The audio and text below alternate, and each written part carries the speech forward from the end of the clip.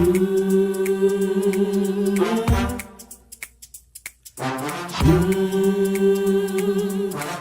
talk to God.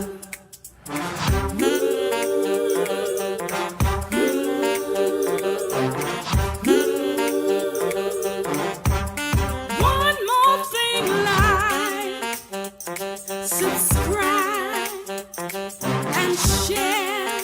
Come on, let's talk to God. Woo!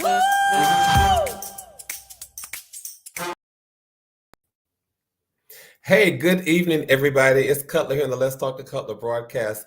Boy, do I have something in store for you all this evening. I really, really do.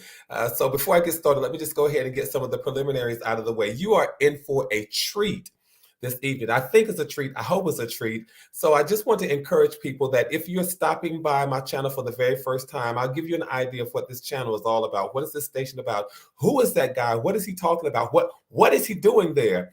We hear so much bad news every day. We hear enough bad news that we could sometimes go hop in bed, bury our heads under the cover, under the pillow, bury our heads in the sand. But this channel, our conversations every Tuesday and Thursday, I hope we find that they are about inspiration, they're about motivation, they're about seeing how we can show up a little bit better tomorrow than we did today. It doesn't mean that today was a flop. Doesn't mean that today was a failure. It doesn't mean that today went all bad. It just means that we're taking the time to see, is there some happy news? Is there some encouraging news? Is there something uplifting that I can use today so that I can show up a little bit better tomorrow? I promise you there is, y'all. Just hang on. So if you're tired of hearing some of the bad news and you just want to hear a little bit of motivation, a little bit of inspiration, tune in these Tuesdays and Thursdays. Just do that. So go ahead and subscribe to my channel if you haven't. And then click on the notification bell because it lets you know whenever I've gone live and whenever I've uploaded new content. Make sure you do that. And as you are coming into this chat room this evening, please do me a favor. Go ahead and do a thumbs up on the conversation because we have so much to talk about, so much to chat about. And I want to pay a special tribute to, have you all ever heard of these words? I'm going to give you two words. One word is nonagenarian and the other word is centenarian. Just want to ask you, have you ever heard of those two words? Cutler, what do they mean? You know, I sometimes try to give us, some words and some things that we don't necessarily know about. Nonagenarians, 90-year-olds. Centenarians, 100 years old. People who live to be 90, people who live to be 100. So I want to know, start putting it in the chat for a moment. Let me know if you would like to live to be a 90. Let me know if you'd like to live to be 100. And I will tell you in just a moment why I'm going to have that conversation. But I want to shout out the VIPs for the evening, the LTTC VIPs. I want to shout out, let's see, those are the people who usually jump into the chat. Sometimes before me, you all beat me in the chat. So let's do a thumbs up on the conversation this evening. Let's go ahead and do a shout out to, let's see, Annie Cutler, who says, get aboard, let's ride. That's right, because we're going someplace as a group, as a team, as a community of winners. We're going to a place that's called better. And we don't want to show up by ourselves. You never want to get to a place that's called better and show up by yourself. You want to make sure that when you get to a place that's called better, that you have somebody with you. You want to be able to look to your right, look to your left and say, yep, I got here, but guess what? I brought somebody else along with me. That is the reward of life. The reward of life is just not arriving by yourself, but a part of the reward of life is making sure that when you get to a place that's called better, that you can look to your left and look to your right and say, I did it. I made it by the help of God, but I didn't get here by myself. I helped somebody else get here. So that's right. Annie Cutler, get aboard. We are all riding together. And then who else is in the chat? Who else is here? It's my good friend Paula D. Paula, you hang on. I have something special for us this evening. So Paula says, hello, everyone. I love how we come to the chat. I love how we have a special greeting. We all speak to everybody. Paula, I'm going to come back to you just a second. And then our good friend, let's see who's in third. Tracy Johnson says, hey, everyone, good evening. And so that rounds out the LTTC VIPs for this evening. You all, I want to share something with you. You know, from time to time, I've sent out bookmarks and different things to some of you all who have won these competitions and different prizes and what have you. But I have to tell you all this. I got a wonderful, absolute wonderful surprise from one of you. And for the sake of privacy, I'm not going to reveal who it was. but I have to say, I received this absolutely wonderful surprise. Most of you all know that I have all of these books that I've written. Let's see, here is We Don't Always Get It Right the First Time, Lessons for the Next Generation, The Problem with Believing God. Let's see, this book, When I'm Overwhelmed, How to Handle Life at Its Most Intense Moments. Let's see, I think this is my first book, If Words Could Speak. I'm just popping these up here so you see them. Who We Once Were, uh, Thoughts Keep Flowing. And this book right here, remember when we walked through this book, Billboards to Better? That's really the foundation for what we're talking about here. Billboards to Better. We're going down the highway, getting to this place that's called Better. Well, you all, one of you sent me this absolutely wonderful birthday gift. You see this book, right? So this is my 7th book. Well, let me tell you what I got in the mail. You see the book, right? Ain't going. Somebody would say you got to click like and click share. I'm not going to show you all this until you click like and click share. I'm just joking. You all, you see the book? I got this wonderful mug, this beautiful ceramic mug. Isn't that absolutely? Thank you. Thank you so, so very much. I appreciate this tremendously. And you all know sometimes I show up with my hot tea, cold tea, or something, but I just had to do it. Let me show you all that again. I'm from the country, and sometimes people say, "Oh, isn't that nice?" But country folk would say, "Ain't that nice? That's not." Thank you so much. So again, for the sake of privacy, I'm not going to say who it's from.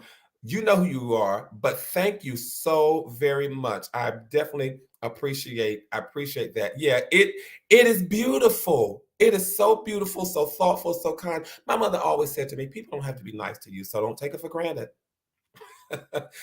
People don't have to be nice to you, so don't take it for granted. And one of the things that I love about life is that I get a chance to learn. I get a chance to learn as I grow older. I get a chance to learn. And so that is why I wanted to have this conversation this evening. Would you like to live to be 90? Would you like to live to be 100? Last weekend, was it last weekend? Now I'm getting my weekends mixed up. Weekend before last, I had the privilege of speaking at a Juneteenth event. And I'm going to share some excerpts, share with you all some of the things that I got a chance to do. But let me tell you what really helped shape the conversation this evening. You never know, you absolutely never know who the Creator will allow to come into your life.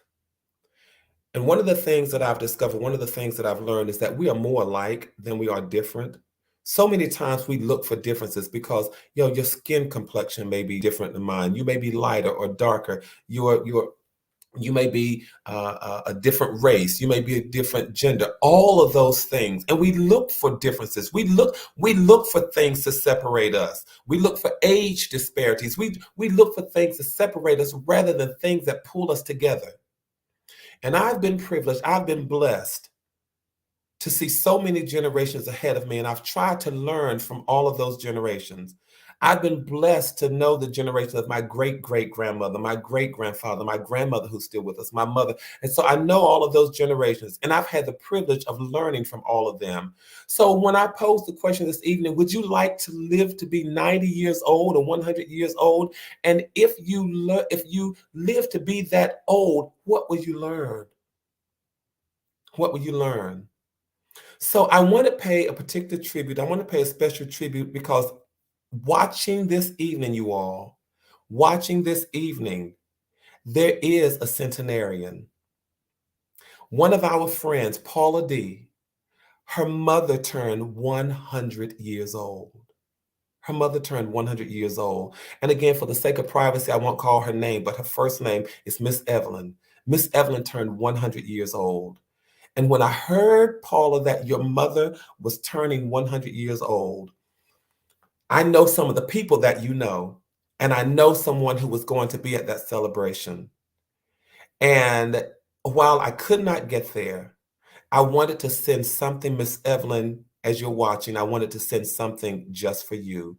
I often say that it's important for us to share from our hearts because our hand will reveal what's in our heart so many times. It's not that we can always give the most expensive gifts. It's not that we can give rubies, diamonds, cars, or houses, or anything like that. But one of the things that I wanted to give you was something from my heart.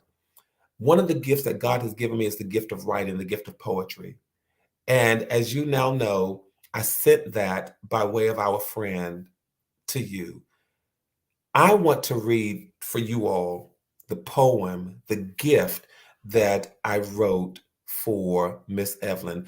While she's watching you all, would you please just put happy birthday to Miss Evelyn in the chat? She's watching there with her daughter Paula D. And so I want to make sure that I know someone read it, and I know that the person who read did an absolutely wonderful job.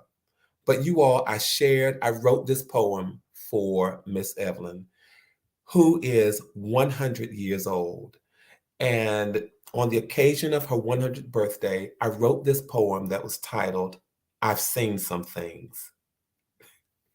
And it was very easy to write this poem, Miss Evelyn. I'll tell you that because, as you just heard me say, having known my great great grandmother, Maratzi, and my great grandmother and great grandparents and my grandmother, it is so easy for me to pay homage and respect to you and your generation. So this is the poem, you all, that I wrote for Miss Evelyn, titled I've Seen Some Things. I've seen some things, city things, neighborhood things, and not so good things. Up things, down things, and all around town things. I've seen things that made me laugh and things that made me cry, things that caused me to live and things that made me want to try again and again to be a friend of God's creation. I've seen recession and I've seen the Great Depression. I've seen us march and still not learn the lesson. I've seen Martin and Malcolm and I've cried about Emmett Till. I've seen us strive for better, but somehow we still just didn't overcome quite like we thought. I've seen war after war and soldiers that didn't come back. I've seen my people with an abundance after we had so much lack. I've seen us look like $1,000,000 when we didn't have a dime.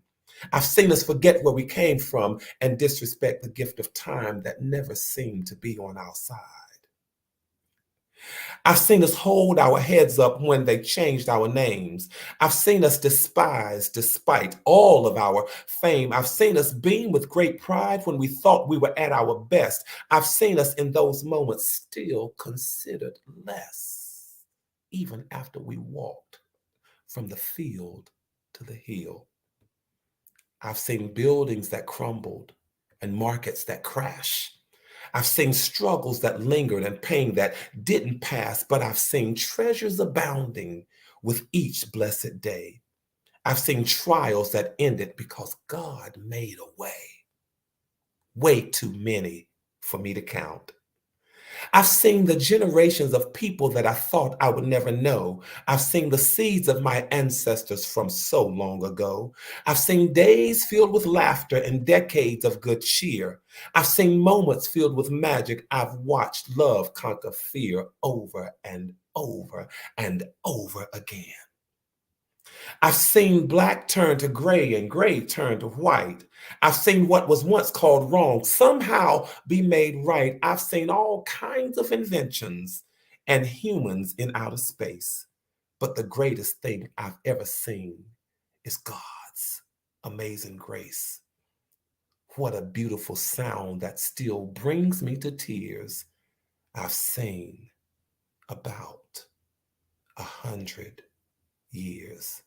Lord knows, I've seen some things. Happy birthday to you, Miss Evelyn. And thank you so much for the years of you and your generations and what we have learned from you. And if you're going to stick around this evening, Miss Evelyn, I want you to know as we sit here and we talk about whether we'd like to live to be 90 or 100. One of the things that I shared when I spoke 2 weeks ago at this Juneteenth celebration is learning how to observe life, learning how to sit at the feet of people and learn, watch and learn from your generation.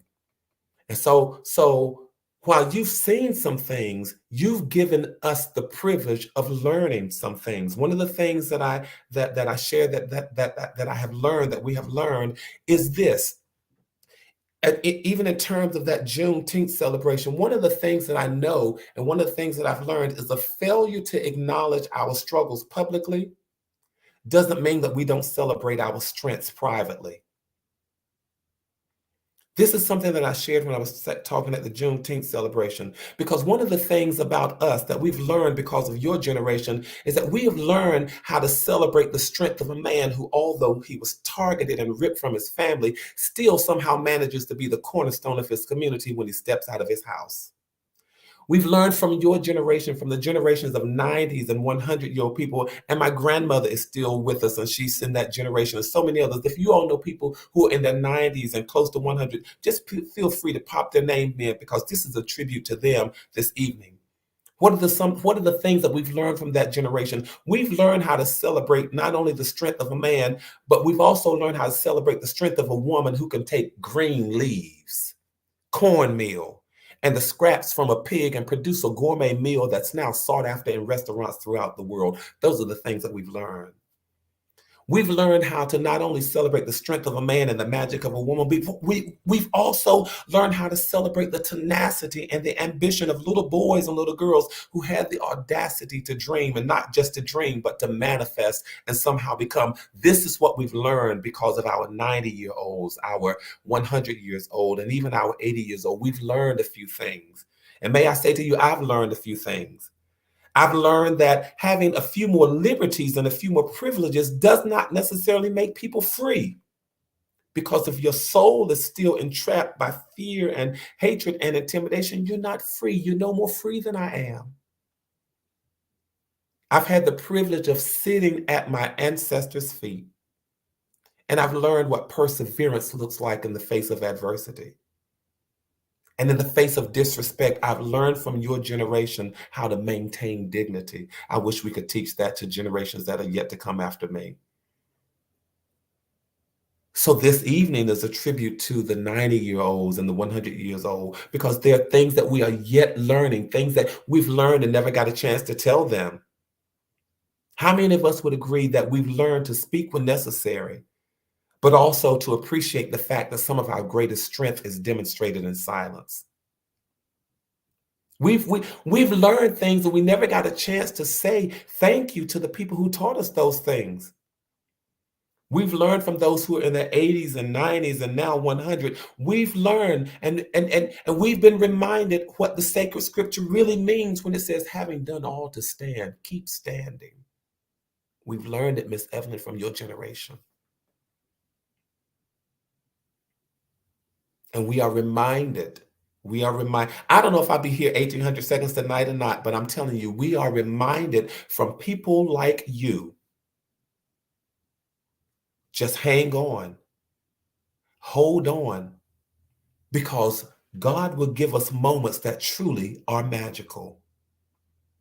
He will give us moments when we can realize that hope really is obtainable and dreams are possible. He will give us moments when we realize that success is achievable and victory is inevitable. He will give us moments when we realize that failure is forgettable and our future really is incredible.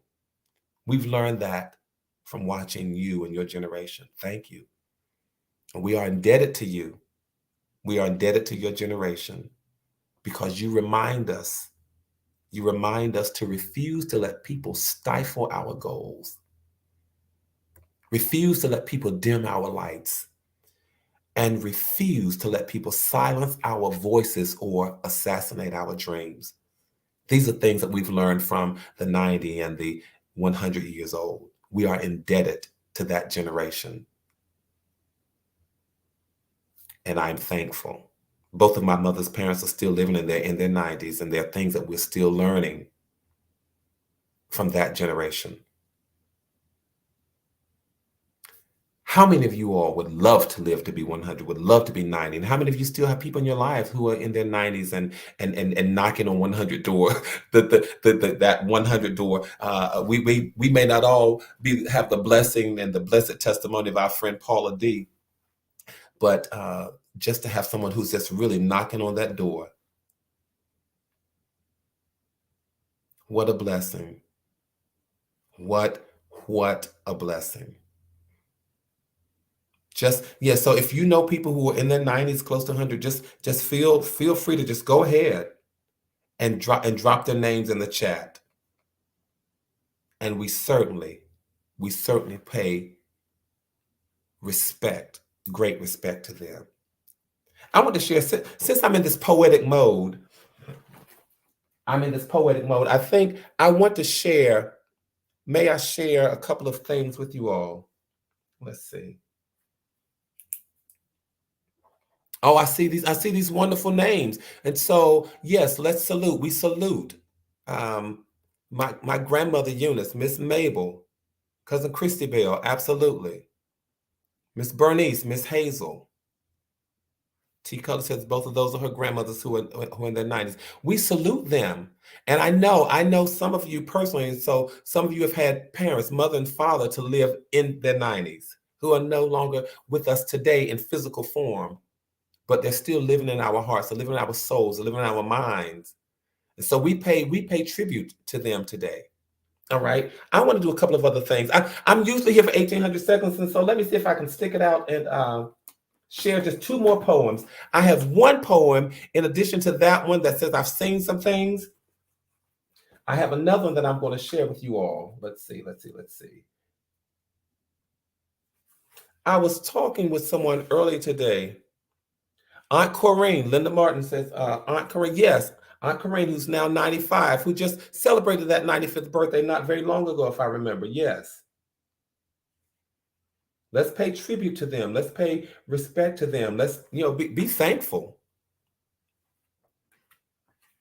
That's right. I'm looking at these names pop up. So we have my grandmother Eunice, my grandfather Elijah. These names are popping up. Yes.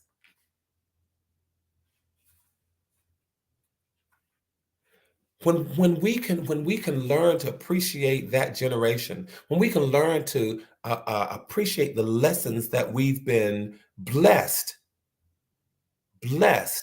to be able to obtain, then we can pass lessons from us on to somebody else.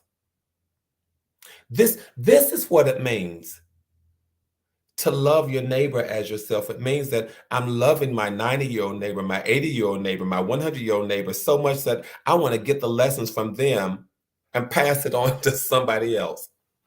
But loving them means that we pay respect to them. It means that we are honoring them.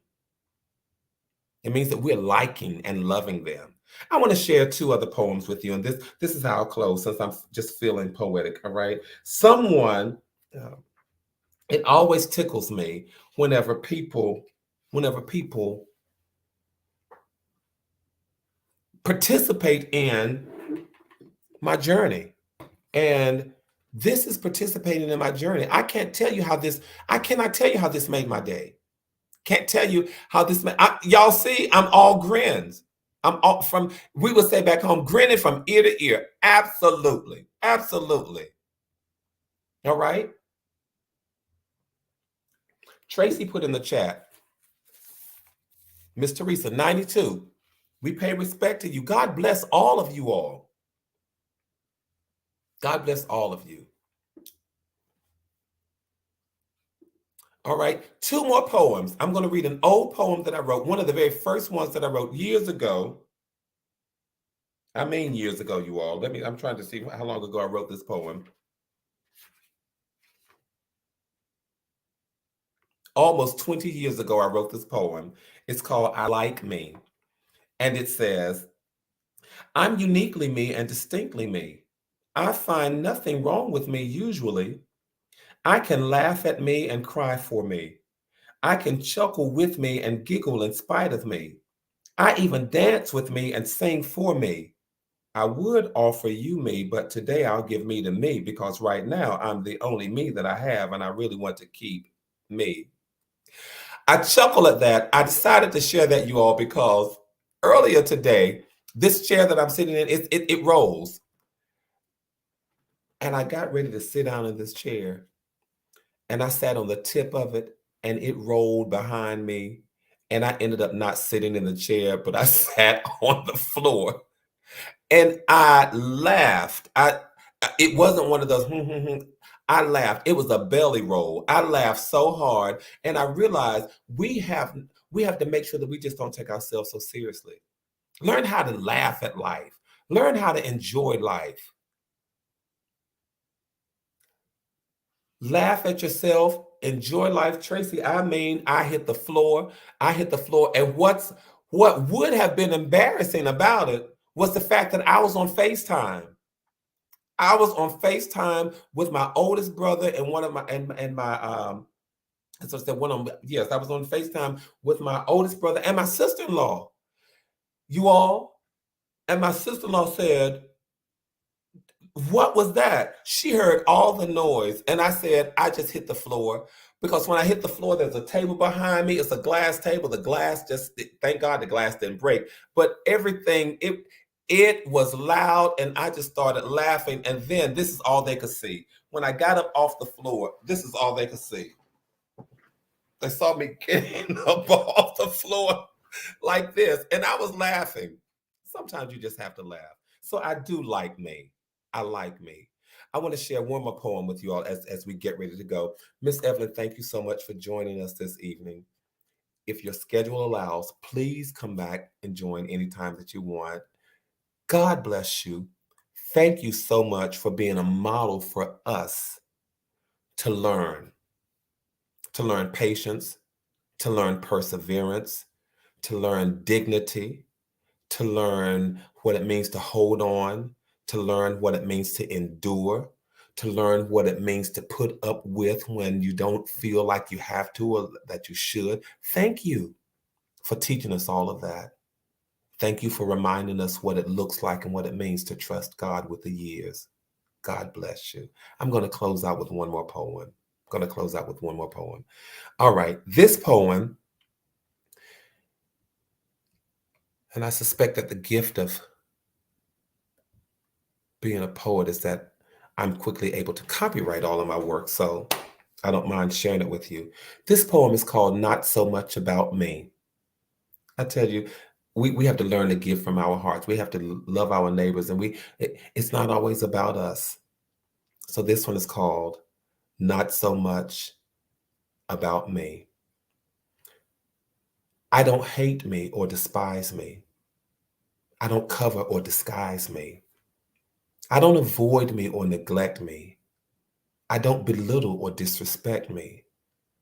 But I care for me and pray for me. I ask God to make a way for me, and I ask Him to do the same for my brother. I don't condemn me or abuse me. I don't mistreat or misuse me. I don't mishandle me or ignore me. I don't disavow or abhor me. But I encourage and uphold me. I ask God daily to mold me, and I ask Him to do the same for my sister. I don't begrudge me or berate me. I don't ever assassinate me. I don't denounce me or deny me.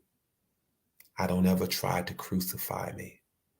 But I always seek the best for me, and I always ask God to bless me, and I ask Him to do the same for my neighbor.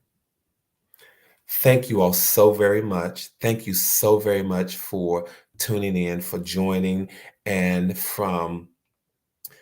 see, we got a message from Miss Evelyn by way of her daughter, Paula D. Paula D says, thank you all for your kind and wonderful birthday wishes. And also thank you, Cutler, for the beautiful poem. My mother is watching with me and is smiling from ear to ear and is so appreciative.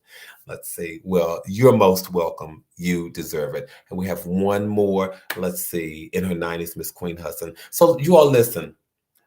You all know I have a special place in my heart for the younger, for the older, for everybody. And so I just wanted to pay a special tribute to to the older generation, in particular, Miss Evelyn, this evening. You all tell people, tell them that color talks about a whole lot of stuff. Sometimes we don't know what he's going to talk about, but you all come on and let's talk the color. Let's keep building community. Let's keep maintaining connectivity. Keep your heads up, keep your hopes up, stay safe and stay sane. Know this.